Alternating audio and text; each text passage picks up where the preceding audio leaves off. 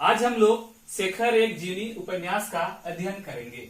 शेखर एक जीवनी उपन्यास सच्चिदानंद हिरानंद वात्स्यायन अज्ञे के द्वारा लिखित उपन्यास है। इसमें देखते हैं कि यह जो उपन्यास है दो भागों में लिखा गया है। पहला भाग जो है उत्थान नाम से 1941 ईस्वी में प्रकाशित हुई, जिसके 4 अध्याय हैं।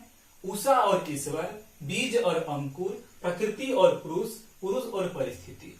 उसी तरह से इसका जो दूसरा भाग संघर्ष के नाम से 1944 ईस्वी में प्रकाशित हुआ, और जब ये प्रकाशित हुआ तो उसमें भी 4 इसका भाग है, 4 अध्याय किया गया है। जिसमें से पहला है पुरुष और परिस्थिति, बंधन और जिज्ञासा, शशि और शेखर, धागे और रस्सियां यानी गुंजर।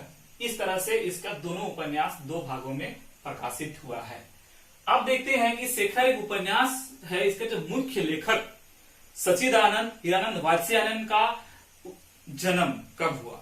तो इनका जन्म के बारे में जब बात करते हैं तो ये 7 मार्च 1911 ईस्वी को कुशीनगर उत्तर प्रदेश में इनका जन्म होता है, और मृत्यु 4 अप्रैल 1987 ईस्वी में होती है। ये जो शेखर एक जीवनी है, ये उपन्यास अज्ञे का अपना जीवनी रचना है। अज्ञे ने अपने जीवन को ही इस शेखर एक जीवनी के नाम से उपन्यास, मतलब जीवनी उपन्यास पहला उपन्यास है। अगर देखा जाए तो एक जीवनी को उपन्यास के रूप में लिखा गया, ये पहला है शेखर एक जीवनी। ये जो उपन्यास है ये मनोवैज्ञानिक उपन्यास है, ना ही ये सामाजिक है ना ही राजनीतिक, ये मनोवैज्ञानिक उपन्यास है। मनोवैज्ञानिक मतलब सिर्फ मन की। शेखर एक नाम है, और इस नाम से अज्ञे ने अपने जीवन को चित्रित किया है उपन्यास के माध्यम से। ये इस तरह से ये उपन्यास मुख्यतः अगर देखा जाए इसका मुख्य, तो एक तो ये क्या है, मनोवैज्ञानिक उपन्यास है। मनोवैज्ञानिक जो हम लोग सोचते हैं, दिमाग में जैसे सोचते हैं उसको लेकर के। और इस मनोवैज्ञानिक में एक इसका मुख्य पात्र बना है शेखर। शेखर एक युवक है जो 1930 ईस्वी के आसपास ये जेल चला जाता है। उस समय इनकी उम्र होती है 6 वर्ष, और इस 6 वर्ष में जेल चला जाता है। इनका कसूर क्या होता है कि ये जो सैनिक, उस समय अंग्रेज का शासन था, और इस विद्रोह को, उस अंग्रेजों का जो दुराचार था, जो शोषण था, उसके प्रति यहाँ के लोग लड़ रहे थे। और उस समय ये भी एक बच्चा शामिल होता है और बम बनाने का काम करता है, और उसे पकड़ा जाता है और उसकी जेल होती है, और जेल के बाद फांसी की सजा होती है। और उस स्थिति में अपनी मनोस्थिति को ये वर्णन करता है। और ये उपन्यास बहुत ही रोमांचकारी उपन्यास है, और बहुत ही मनोरम, सुंदर।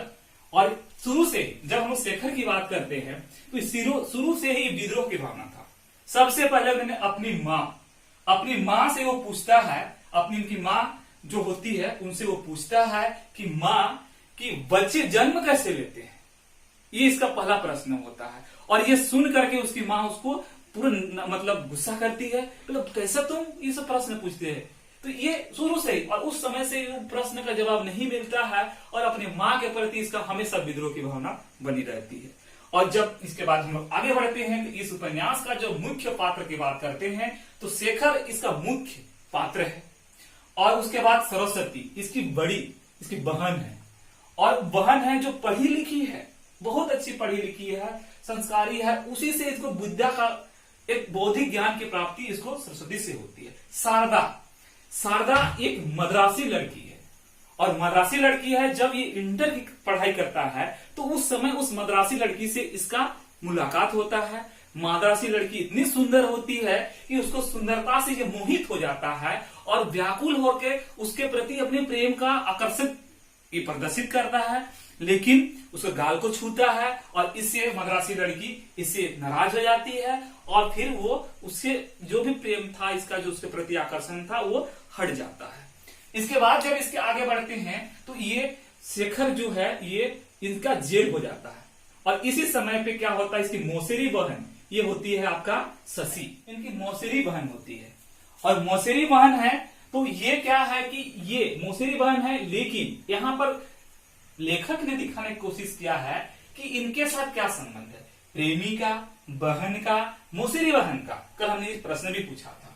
कुछ जो लेखक हैं, कुछ लोगों ने जो इसको नोट्स बनाए, हम लोग बताए कि प्रेमी का नहीं, ये मौसेरी बहन था, जिससे वो बहुत ज्यादा अंतर संबंध था। बेचारा उससे वो जेल में था और उसको पत्र लिखता था, लगता उसके बहन जैसा, और एकदम अपने बहन मानता था, हर अपनी बातों को रखता था, दिल की बात रखता था, और शशि को भी इसके बात सुनने में अच्छा लगता था। कुछ लेखक ने इसको बोला कि इन लोग दोनों बीच प्रेम था, ठीक है, इन लोगों का भाई बहन का अटूट रिश्ता था, ऐसा इन लोग दोनों में ऐसा चमत्कारिक आकर्षण था कि इसे प्रेरित होकर के इन्होंने एक उपन्यास को लिखा, सौंदर्य की भावना।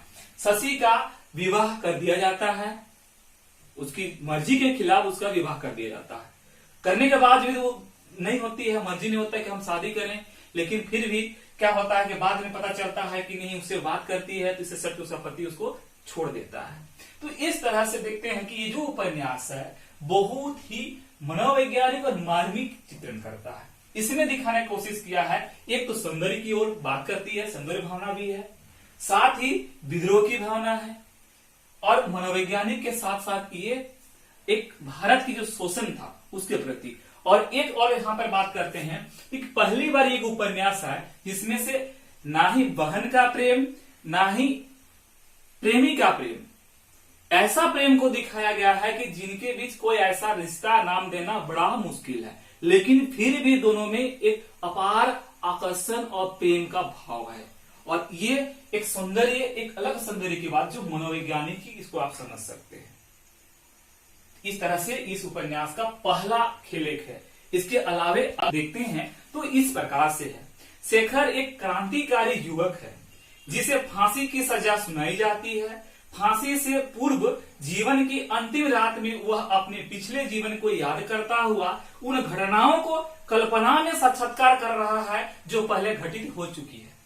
शेखर के जीवन को लेकर अपने पैमाने थे, वह एक गंभीर बच्चा है, पर अंदर से विद्रोह स्वभाव का भी शेखर के मन में अनेक सवाल रहते हैं, या यूं कहें कि शेखर बचपन से ही सवालों की एक फैक्ट्री था। एक बार शेखर की मां ने कह दिया कि मुझे इस बालक पर बिल्कुल भी भरोसा नहीं है, तो शेखर के लिए यह बात इतनी बड़ी हो गई कि उसने जिंदगी भर के लिए अपनी मां से मन एक दूरी बना ली और मां की मृत्यु होने तक उनसे इसे बनाए रखा। ये दूरी को इतनी उसके प्रति नाराजगी हो गई थी। शेखर बचपन में अपनी बहन सरस्वती से बहुत लगाव रखता था। सरस्वती की शादी हो जाने के बाद शेखर को लगा कि अब उनकी बहन उसे दूर हो गई है, तो वह उसे खत भी नहीं लिखता था और उससे संपर्क रखना भी छोड़ दिया। शेखर अब इंटर में पढ़ रहा था, तभी उसकी भेंट हाई स्कूल में पढ़ने वाली सरदा से होती है। सरदा भी उसे तब तक प्यारी रही जब तक सरदा ने उसे पूरी इंपॉर्टेंस दी, लेकिन जैसे ही सरदा ने उसे भाव देना कम कर दिया तो शेखर ने तुरंत उसे अपनी जिंदगी से अलग कर दिया।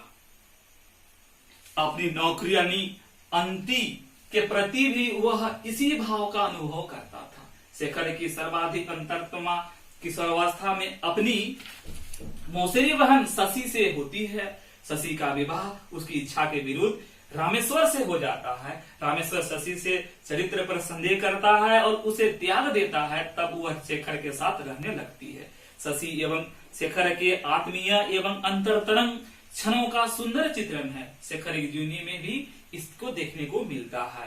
तो इस तरह से अगर देख शेखर एक जीवनी उपन्यास आगे का महत्वपूर्ण उपन्यास है, जिसमें शिल्प का बेजोड़ है, रूप बेजोड़ है, इसका प्रतीक बिंब बेजोड़ है, और इसमें यह भी बताया गया है कि उपन्यास का अंत भी प्रतीकात्मक भाषा में हुआ है।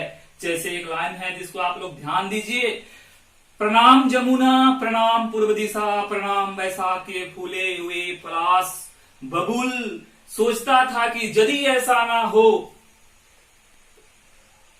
सोचता था कि यदि ऐसा न होकर वैसा होता और वैसा होता तो, पर आज सोचता हूं कि नहीं, लगभग मांग रहा हूं कि यदि फिर कुछ है तो ऐसा ही हो।